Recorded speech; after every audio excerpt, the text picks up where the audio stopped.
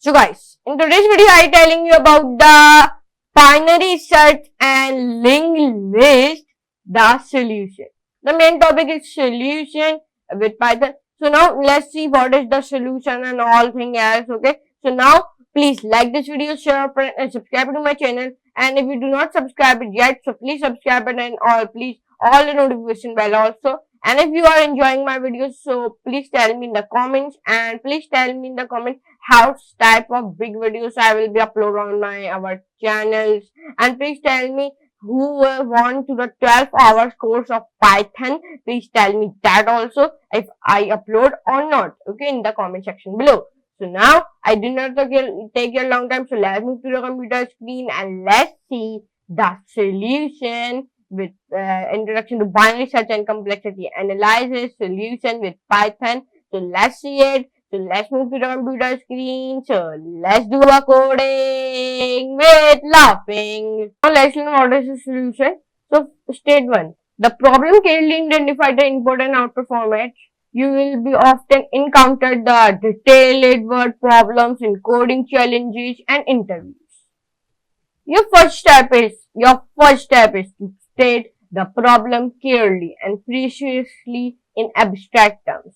Like this is a one diagram, like this is a card and in this card there is a question mark and we choose where is the solution. Okay, so in this case for instance we can represent the sequence of cards as a list of numbers, turning over a specific card in equivalent the accessing the value of the number at the corresponding position the list.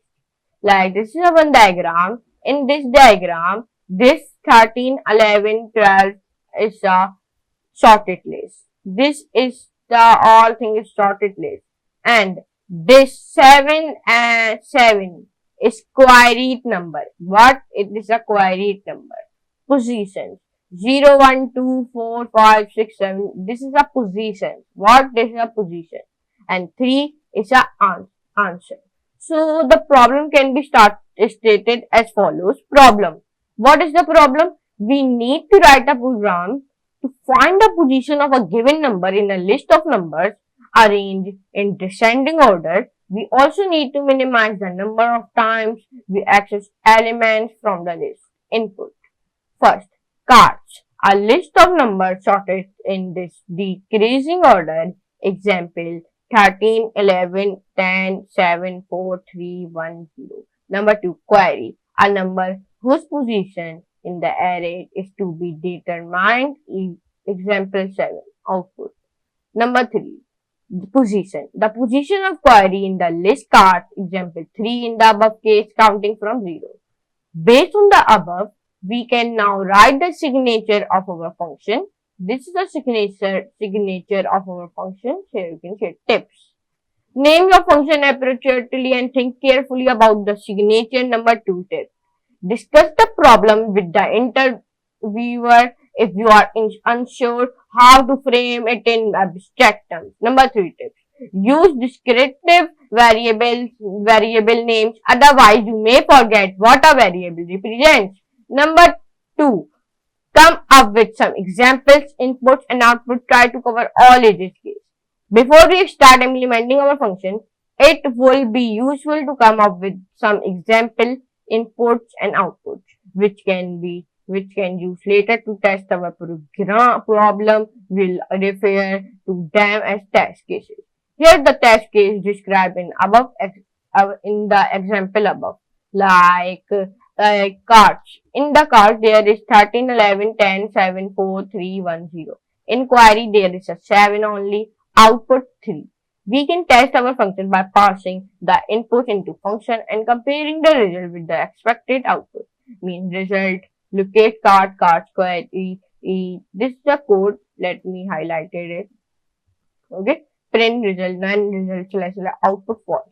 Obviously, the two result does not match the output as we have not yet implemented the function. We'll represent our test cases or dictionaries to make it easier to test them once we implement our function. For example, the above test case can be represented as follows. Here you can see it as follows.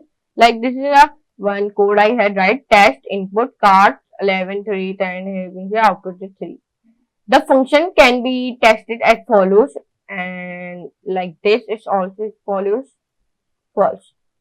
Our function could be able to handle any set of valid input we pass into it. Here's a list of some possible variations we might encounter. First, number query occurs somewhere in the middle of list card. Number 2, query is the first element in cards. Number 3, query is the last element in cards. Number 4, the list cards contain just one element, which is query. Number 5, the list card does not contain number query. Number 6, the list card is empty. Number 7, the list cards contain repeating numbers. Number 8, the number query occurs at more than one position in cards. Number 9, can you think of any more variations? Edge cases.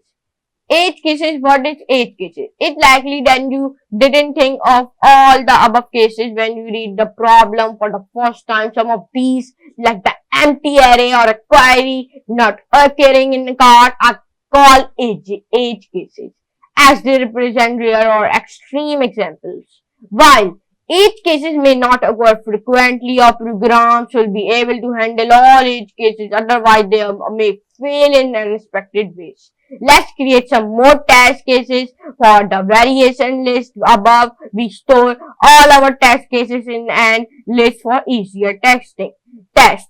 This is one example. Let me show you. Like this is a one code I have wrote below. Here you can see it. Now, the problem statement does not specify what to do if the list card does not contain the number query. Read the problem statement again carefully. Number 2, look through the examples provided with the problem. Number 3, ask the interviewer platform for a clarification. Number 4, make a reasonable assumption, state it, and move forward. Will we assume that our function will return -1 in case card does not contain query? Okay. In the case where query occurs multiple times in card, we expect our function to return the first occurrence of query. While it may also be acceptable for the function to return any position where query occurs within the list, it will be slightly more difficult to test the function as the output is not deterministic. Here you can see. Let's look at the full set of test cases we have created so far. Here you can see we created like this. Let me highlight it. No, it is not a highlighter. Great. Now we have a fairly extensive set of cases to evaluate our function. Creating test cases beforehand allows you to identify different variations and edge cases in advance, so that can make sure to handle them while writing code. Sometimes you may start out confused, but the solution will reveal itself as you try to come up with the interesting test cases. Tip. Don't stress it if you can't come up with the executive list of test cases, so you can come back to this section and more test cases as you have discovered them. Coming up with good test cases is a skill that takes practice. Number 3. Come up with the correct solution for the problem. State in plain English. Our first goal should always be to come to the correct solution to the problem, which may necessarily be the most efficient solution. The simplest or most obvious solution to a problem, which generally involves checking all possible answers, is called a brute force solution.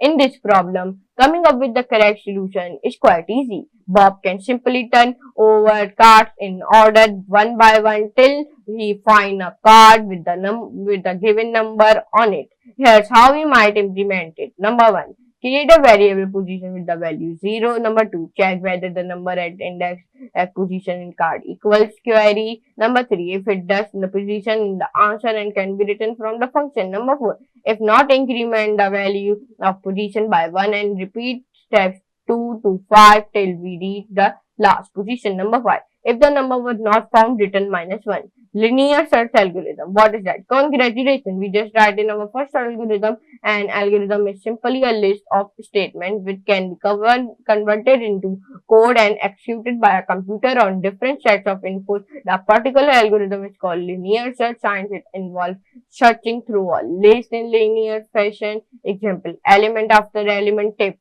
Always try to express, speak or write the algorithm in our own words before you starting code. It can be as brief or detailed as you require to be. Writing is a great tool for thinking clearly. It's likely that you will find some parts of the solution difficult to express, which suggests that you are probably unable to think about it clearly. The more clearly you are able to express your thoughts, the easier it will be for you to turn into code. Number 4.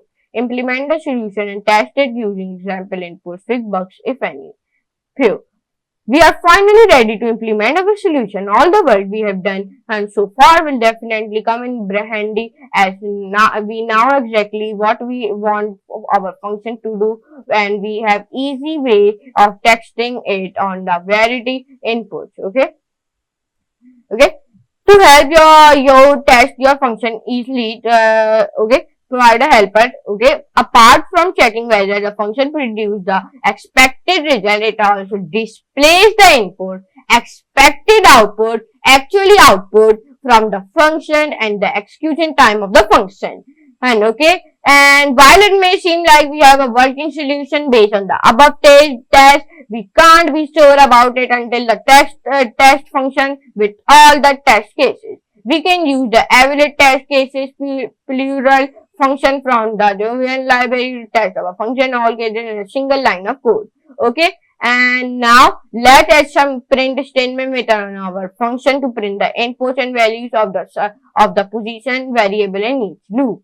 Okay. Clearly, science cards in empty. It's not possible to access the element at index 0 to fix this. We can check whether we are reached the end of the array before trying to access an element from it. In fact, this can be terminating condition for while loop itself. Okay. Result. Now matches the expected output. Do you know? See the benefit of listing test cases beforehand. Without a good set of test cases, we may never have discovered this is added in our function. Let's verify that our test is passed to. Okay, here you can see it. And tip, you can see it here. I tell you about that. The field of study consists finding the amount of time, space, or other resources required to complete the execution of the computer program is called the analysis of algorithm, and the process of figuring the best algorithm to solve a given problem is called algorithm design and optimization. Here you can see it. In today's video, I tell you about the solution and binary search and complexity solution with Python. So I hope you can enjoy this class. If you enjoyed, so please like this video, share your friends, and subscribe to my channel, and do not forget to all the notification bell also. So now I do not take a long time. So I meet you next class and next very amazing class. So for today, goodbye.